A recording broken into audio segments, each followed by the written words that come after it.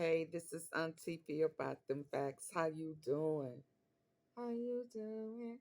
AunTeaFee. How you doing? Listen, let me get this out the way real quick. It's like 4 day in the morning. It's like 2 o'clock in the morning, Tuesday. And listen,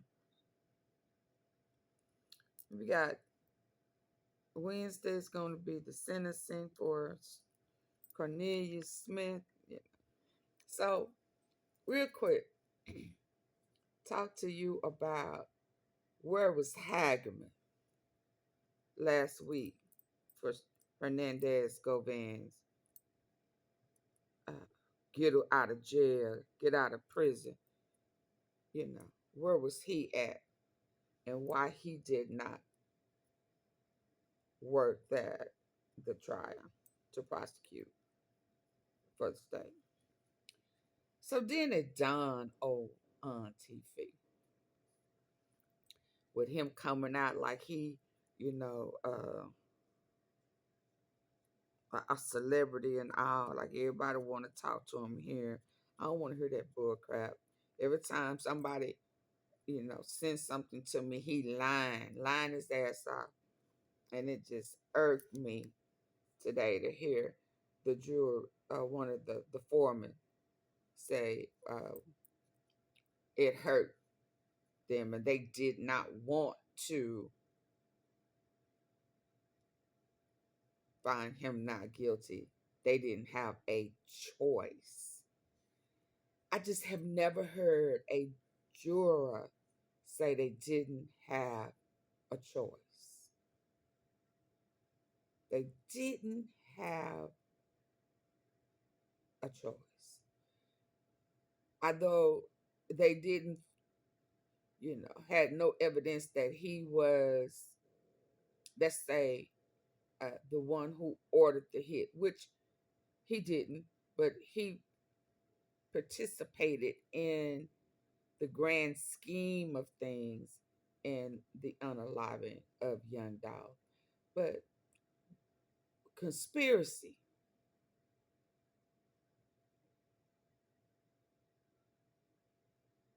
conspiracy.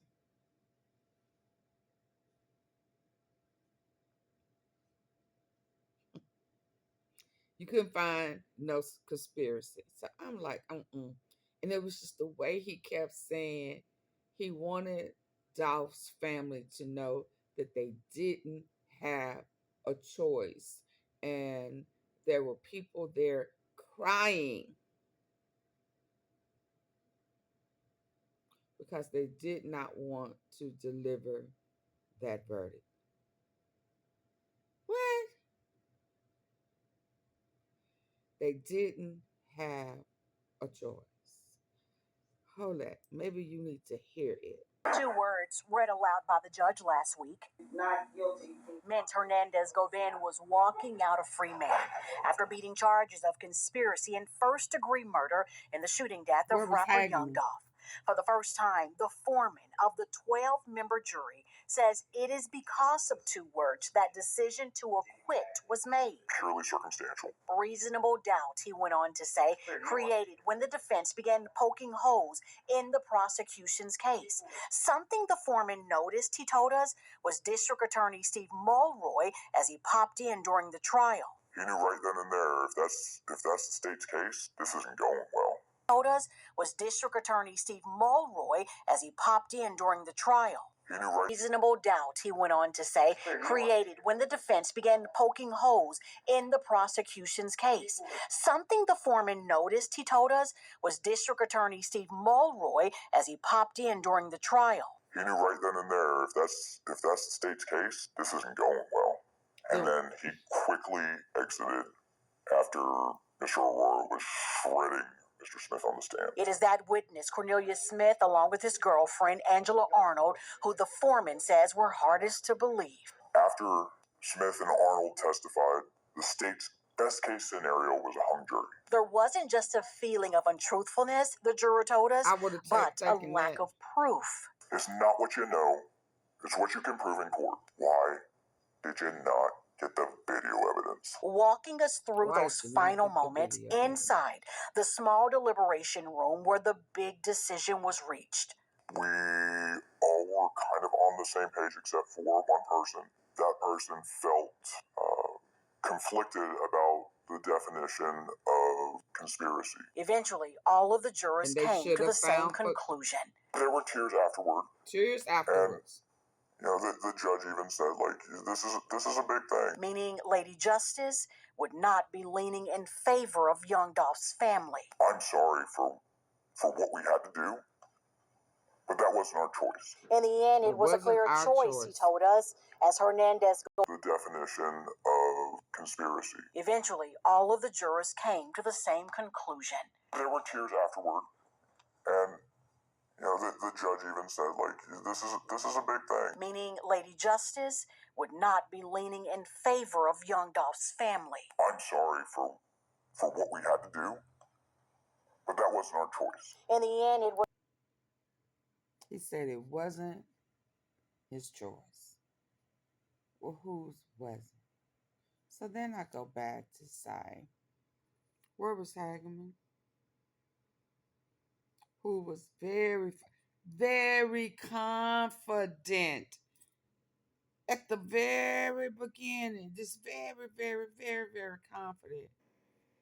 And there was no ifs, ands, and buts about it. Where was he? So then it dawned on me. I don't want to say he didn't want to be part of that bull crap. But Haggerman had his case. And when those 3 days that it was no media, no cameras, no nothing, all those motions to suppress this, you can't say this. Yeah, he already had a proffer early on. So why did he need 15 million? Oh, because he still wanted to walk free. He didn't want to serve no jail time. He wanted time served. So he came in with all those suppressions. And then you said, man, this is bull, because they honored it. He saw the shakeup. He saw that it had been bought and paid for. And he didn't want to be no parts of it. He didn't want no parts of this bull crap. I don't want to have to face Mia, the Thorntons, all these people who have put their trust in you, and then now they wanted him to play ball, gamble his reputation. And he said, I ain't doing it. I am not doing it. This is bullshit. I can hear him now. This is bullshit. And you know it.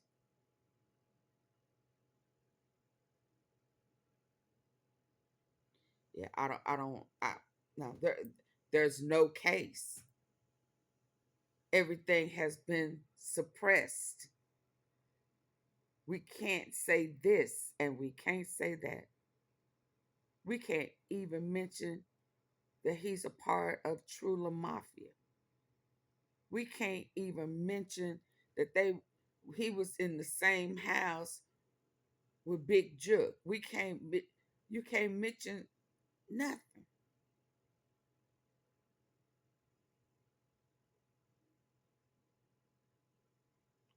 And so he went MIA. Haggerman didn't want no parts of it. So this is how we ended up with these very inexperienced to the case, to the facts. Yeah. because he didn't want no parts of it. Because they pulled that stunt less than a week before the trial. 3 days.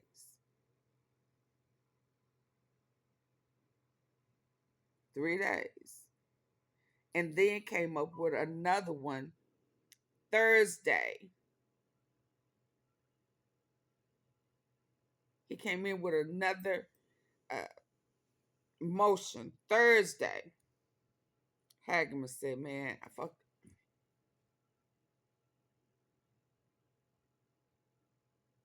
And this is why we didn't have Haggerman.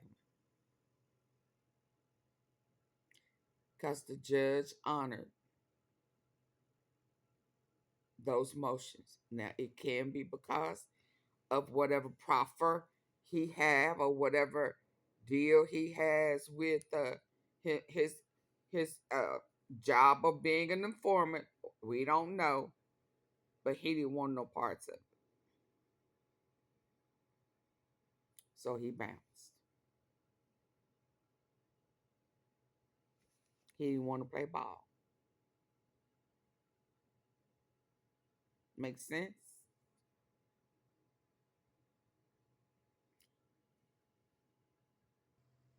And now this clown walking around, taking off his makeup and shit.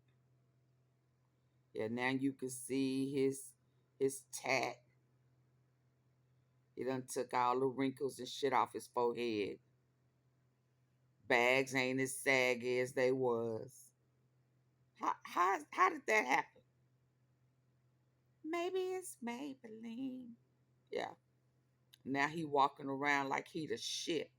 Like he gonna talk to people crazy and they gonna take it. No. Absolutely not. They created a monster again. But he gonna get caught up. He can't help himself. He talk too much. He got a bad attitude.